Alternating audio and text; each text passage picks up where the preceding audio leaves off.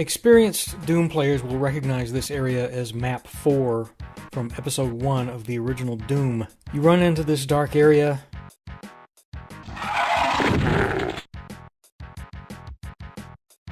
The walls recede into the floor, and there's this odd shape here on the floor.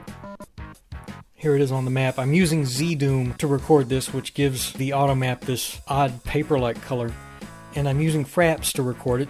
OBS can't do it. My computer was built in 2011 and doesn't have the hardware to use the native Windows 10 game recording. And since I upgraded to Windows 10 a couple of months ago, my AverMedia Live Gamer Portable doesn't work at all. So I'm stuck recording Z-Doom with Fraps, which works fine. But Z-Doom gives the old WAD files updated graphics and sound, which doesn't give you the authentic original look or feel. Anyway, every time I play this level and go into this room, I expect to see this shape on the floor to look like a swastika. I remember it being a swastika, but every time I've gone back and played the old original Doom, I never see the swastika. So earlier this year, I decided I'm going to find out why I remember there being a swastika. So I went online and downloaded the Shareware Doom WAD, but it's not there. In fact, you're looking at the Shareware right now, or rather the Shareware that you find online. So I'm thinking, where did I see a swastika? How did I see a swastika? Where could I have possibly seen it if it's not in the Shareware? And then I remembered.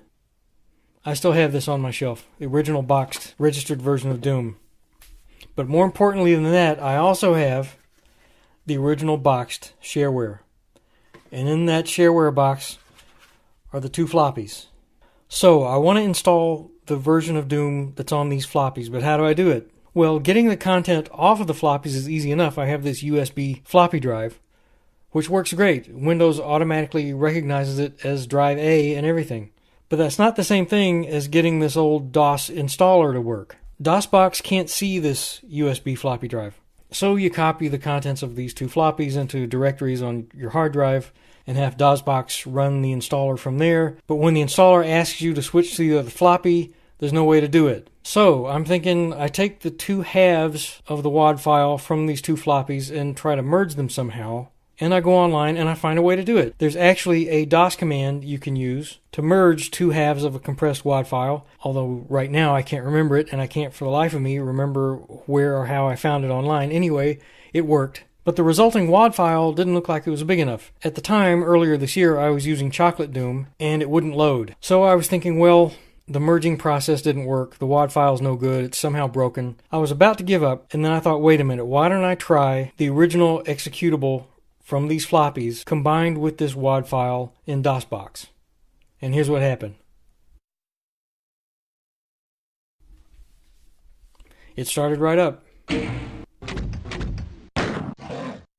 There's no music, but the game plays and there's sound effects. So here we go, map 4. You go into the dark room.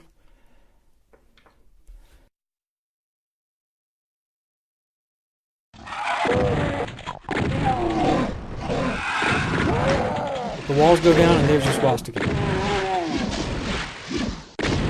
There it is, plain as day.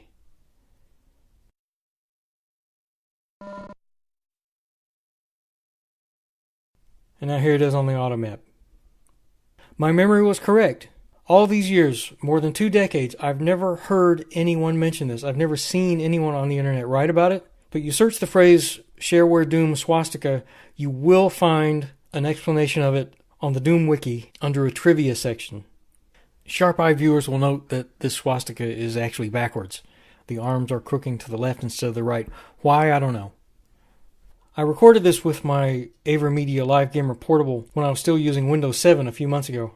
Nothing else will record DOSBox. Not Fraps, not OBS.